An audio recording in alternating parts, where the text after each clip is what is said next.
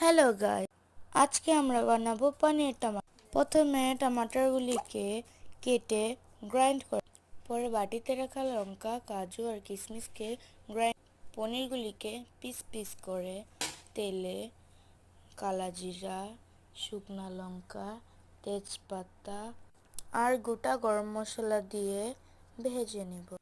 আগে পনিরটাকে একটু ভেজে নেব।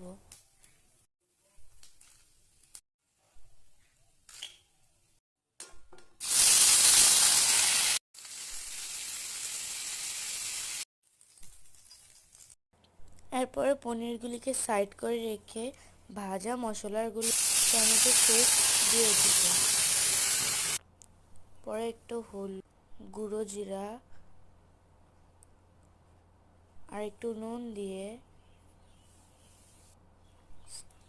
পেস্টটা দিয়ে দিব।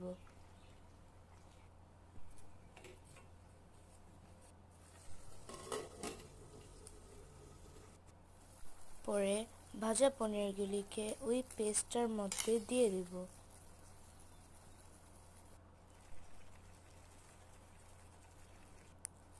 পরে একটু ঘি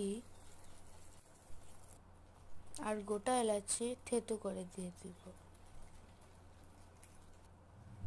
তো রেডি হয়ে গেল আমাদের পনির তরকারি। Bye guys.